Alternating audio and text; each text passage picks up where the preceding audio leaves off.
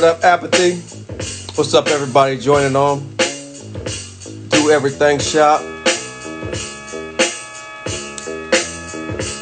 Tyree. What's up, Mom and Dad?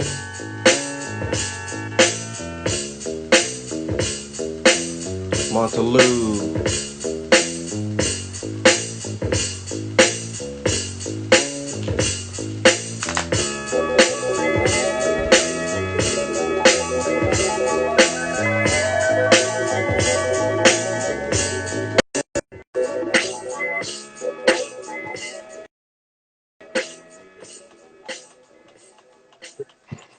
What up, though? What up, though? Deals. Checking in with you. How you feeling? Good, man. You know, working, quarantining, all that. Right. Hey, I want to thank you for joining us this evening. You could be anywhere doing anything, but you're celebrating with us today, and I do appreciate it. Thanks again. That's what's up, man. Happy to be here. This is History Lessons, formerly known as Quarantine Sessions. This is a special edition with T3 of Slum Village. This is episode 54. Today we're going to talk about the 20th anniversary of Fantastic Volume 2. But before we get into that, what have you been doing, T3, to stay busy during these crazy times right now? Man, working on projects. I got back on my beats. So I've been doing beats 24/7 now. So I'm about to drop a beat tape later this week or later next week. I'm gonna drop a beat tape, and I think I'm gonna produce my first artist too. So I got back on the beats, man. This is my first beat tape since '96. So you gotta know. Wow. Quarantine to bring it out. Right. Great. You know. That's what's up. Let's go ahead and jump into a little history. We got a lot of supporter questions, and we only got an hour to get it in. So let's go back to the beginning. Slum Village consisted of J Dilla, Ba10, T3. You guys recorded your first project, 96 to 97, but it didn't see the light of day until some years later. What was the holdup with the first Fantastic Volume 1? Well, Volume 1 was kind of our demo to get us in the game. And that demo is the demo that got us kind of our buzz going. So we recorded that like 96 or somewhere around there. And we got a buzz going. And then, you know, a lot of celebrities started hearing it, a lot of rap cats, and they started passing it around. So we got a buzz not only within our city, but worldwide. So, you know, back then it took a long time for you to get a cassette tape. And then, yeah, it was cassette then. And, you know, and hand it to the next person, and he had to hand it to that person who handed it to that person, or you had to mail it. You got to wait 3 days. You know what I'm saying? All that. But shout out to QTip. He was one of the main people who kind of got the buzz going for Slum Village. And once he heard it, he started playing it for everybody. Was that originally supposed to come out, the Fantastic Volume 1, or was it originally meant to be a demo? No, we did it together. Me and all the cats. We did it together. We decided one day that we was just gonna do an official record ourselves. So what we did was we pulled together a bunch of rhymes, and we made it in like a week. 22 songs in like a week, and we went to a couple studios. We did it at and at home, and we actually took the pictures. We put the stickers on it. Like we made it ourselves. So so that's how we got our buzz going. So we was independent from the beginning. Before your Fantastic Volume 2, J Dilla put together quite a portfolio, producing for Common, Erykah Badu, Pharcyde. Do you remember the anticipation building up for Fantastic Volume 2? I mean, yeah, we got a lot of love based off of Volume 1. All those cats that you see that's on Volume 2 wanted to work with us just based off the buzz that we had going. So that's why it was easy for us to go get Busta and QTip and P Rock. You know, all these cats came to Detroit to work with Dilla and Slum. So, you know, it was dope. You had these people coming to the hood to work with us. You know, you had Erykah Badu in the hood. You know, you had people just in a regular neighborhood working. You know what I'm saying? But we had, you know, even though You know, in the hood, you have extracurricular activities. We was protected because everybody knew we did music. So everybody didn't, you know, they didn't mess with us like that, you know, or anybody that we brought to town. You know what I'm saying? Right. How did you choose some of the songs from Volume 1 to put on Volume 2? What was the decision? How did you? Yeah, that's true. We did that. I mean, we just felt like the bigger records, like, okay, all right, we need to extend on this. Like, we need to extend on, I don't know, we need to extend on certain records. We just felt like certain records just had that so, and we wanted to do more because we saw more that we can add to it. Because most of those records went incomplete. We done it, like I said, we done that in a week. So we wanted to, now that we had the budget, we wanted to go all the way there. You know what I'm saying? Right.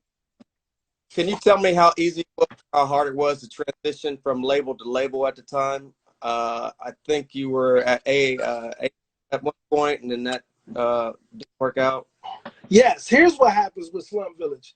We get this. We have 5 deals on the table, and it was Def Jam, it was University, it was A&M, and then it was like 2 other labels. I don't know why, but we picked A&M Records, and which we was thinking about Def Jam, but Def Jam had so many dope artists already that we was like, man, we're gonna get lost in the sauce. You know what I'm saying? So we went with A&M, and what happened was, at that time, I think Corrupt was dropping his double album. His first, he did an East Coast and West Coast album, and then after that album did what it did, they shut down the whole rap department. We had signed to them, so it didn't come out. But our record was bootleg. See, that's when bootlegs was out. So somebody at the label or at the studio, they bootlegged our project, and our project got out. Volume 2 got out, parts of it anyway, and they did like vinyl of it with like a New York background, like we was from New York. You know what I'm saying? And it had like Slum Village and like this red ink. You know what I'm saying? I had a copy of it. I don't have it no more, but I had a copy of it, of the bootleg. But the dope thing about that was we was able to tour in Europe off of that. You know what I'm saying? The fact that we had bootlegs out that people was listening to heavy, even though the album wasn't officially out, we was able to go to Europe. So we ended up going to Europe in '99, just before we re-put it out officially. Yeah, so that's what happened, man. Just a lot of that. So we was jumping from label on label, trying to figure things out because of the bootleg, man. We just got done bad. It was one of them things, which is good because they supported the record. They loved the Slum stuff, but they made it wanted it a little bit too bad. You know what I'm saying? Right. Can you take us back to some of the recording process early on? I can tell you a couple records, man. The way we did, I don't know. You know, Dilla, I guess he was going through some relationship stuff. There's a lot of ways we would do records, but one of the ways was Dilla this record. I guess he was going through something with some girl, and he kind of did like he used to do like these 30-second songs, and he did like a verse, and he put like 1 or 2 James Brown stabs in, and then he just said, "Man, I want to play something for you." And he came over to the crib. He played it for me. I was like, "Oh, that's dope." And I was listening to it. I was like, "You know what we could do though? What if we just all pick a bunch of James Brown stabs, and then do it like that, and then we just write around it." He's like, "Oh, that's genius." So after that, what we did, we went to go scoop by 10, and then we sat there and we just listened to James Brown records, man, picking the stabs that we wanted to put in the beat, and he would put them in the beat based on where we wanted him to put them, and then we just wrote our verses around it, and then that's how we end up doing I Don't Know. So that was a dope process, you know, and fun at the same time because we get to pick any type of James Brown. And James Brown got millions of sayings that he does on his records. Right. I'm going to pick out some of the highlights from the album. We don't have to go through every track, but if you could take us back to maybe a great memory, a recording process, or something you want to share with us, Okay. we'd appreciate it, whether good or bad. Conant Gardens. Conant Gardens, when we did that song, we knew we was gonna do a song that represented Detroit, and then we always had pride in Corner Gardens. The dope thing about Corner Gardens, if you come to Corner Gardens, it's a plaque, like, and that says that this particular neighborhood is Corner Gardens, which you don't see much in the hood, that they have like a area so you can have pride in this in Corner Gardens. So that's on East 7 Mile, and we always felt like we wanted to do a song about where we came from. Oh, okay. Shout out to Questlove. He on. Questlove. Yes, yes. Yeah, so that's how we basically did that. So we always want to do a record about Corner Gardens, man. And that's really how that came about. We know we was gonna do that in the beginning. Right. Climax. Climax, that record, that's an interesting record that you asked. I mean, here's the thing. If you know Dilla, you know strip clubs. You know that's a part of the slum village culture. So, you know, those things we get what do they call us? They call us heathenistic. is what they call us. And we always have female friendly joints, you know, just based on our lifestyle, you know, strip clubs and just kicking it. And you know, that's one of our fantasies, because it was a long time before I experienced that in my life. I'm not gonna tell the story of how and when and where, but it happened, and I'm gonna tell you like that. It ain't what it's cracked up to be, but you know, yeah, that's how it came about. That's funny though. Did you ask that? How fun was that video shoot? That video shoot was dope. We shot those videos on a sound stage in LA. So we shot Raise It Up and Climax on the same day, I think. And I remember being on the sound stage with Dilla, and he came with Frank and Dank, my homies. What's up to them? And he was at the video shoot. We was about to shoot. He's like, man, I don't like my shirts. I don't like what they got here on the clothing. So we went to Beverly Center, and he bought this shirt, this Jolly shirt that you would see on the video, cost $700. Now back then that was a little bit of chunk of change for you to spend on the t-shirt. You know what I'm saying? Right. And then we had some of our homies come to. Shout out, Questlove was there at the video shoot. Ant Fiddler, Young RJ. We had our homies come through because we wanted to make sure we represent. You know what I'm saying? So it was dope. Right. Hold Tight featuring QTip. Oh man, let me tell you about the Hold Tight story. So here we go. We're doing a record. I finally get a chance to do a record with QTip. We have been touring. We've been touring to do. We've been touring with him for like. We did a college tour with Trap Call Quest on their last one. I think it was Love Movement. You know what I'm saying? So, you know, we've been talking, we've been cool for a while, and we finally got a chance to kind of do a record with them. And so he comes to the studio and he plays this beat. It's dope. He made the beat originally. He made the beat. And you know, we was talking about different things, and it was like it was a sample, and the sample was like Hold Tight, and had that little Hold Tight sample. And that's the reason why we called that in the first place. But at that time, I guess Q-Tip was going through something, and he said he was going to retire. You know what I'm saying? He wanted to announce that on this record that we were doing. You know what I'm saying? So it was like, wow. You know what I'm saying? I was so happy to do a record. I thought we were just going to do something funky. And he did like a serious topic. You know what I'm saying? We was like, wow. So me and him, we walked to Sabero's, and he was like, yeah, man, I'm just, and shout out to Sabero Pizza. That's where we was at. We was in New York. We had flew out to New York. Me and Dilla flew out, but I didn't come that time. And we flew out there. He was like, yeah, man, I'm just not feeling the game no more, man. I'm just over this. I was like, man, for real? You know what I'm saying? I'm just like a new cat, just happy to be, you know, have his foot halfway in the door. You know what I'm saying? Right. So he's like, yeah, man, I'm not feeling it. And I was like, hey, okay, well, you know, I guess you got to do what you got to do, you know, whatever.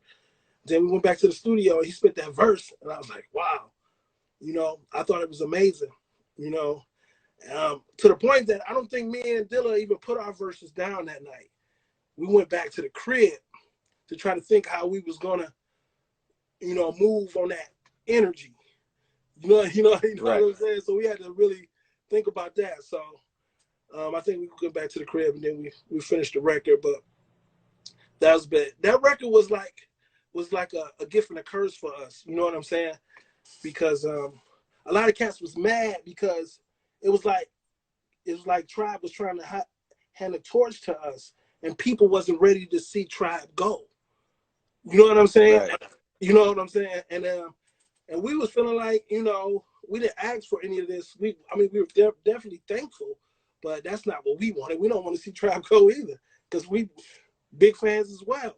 You know what I'm saying? So a lot of magazines kind of ate us up because of that. You know what I'm saying? So out the gate, it was kind of a rocky start for Volume 2. They were the magazines trying to make comparisons between you two? I mean, definitely comparisons too, because it's like when you do soulful music at that time, they was expecting you to do conscious lyrics. That's not Slum Village. Slum Village was talking about Detroit shit. You know what I'm saying? We talking about what we see in our community. What we wasn't conscious guys, even though by 10 was kind of that. But that wasn't our spin on things. You know what I'm saying? And that kind of hurt us a little bit too. But I mean, that also gave us our own sound and our own unique gift. And in the end, it worked for us. How did the Tell Me featuring Angelo come about? That's okay. Tell Me. Okay. D'Angelo was working on was it Voodoo then? I think yes. He was working on the Voodoo album. And we've been wanting to get D'Angelo. You know what I'm saying? I think it got hooked up to Dilla and maybe Quest and all of them. But anyway, what happened was we got a chance to go to Electric Lady. You know what I'm saying? So we went to an Electric Lady, and if you ever went to that's Jimi Hendrix studio. It's a beautiful studio. You know what I'm saying? So we go in there, and he playing all this ridiculous music. Like, are you hearing Voodoo before it came out? You know what I'm saying? Like different songs. I think I heard the song Africa. He played that, like was ridiculous.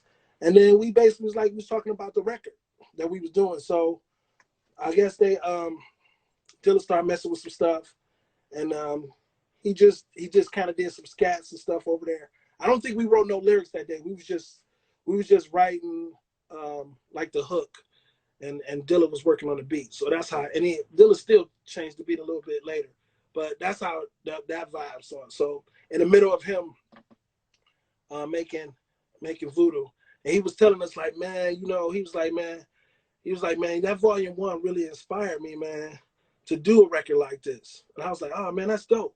You know what I'm saying? Because I was like, man, because you inspire me. You know what I'm saying? And the ridiculous music that you do. I'm still a super big D'Angelo fan. You know what I'm saying? So it was dope to see that he loved our music just as well as we love his.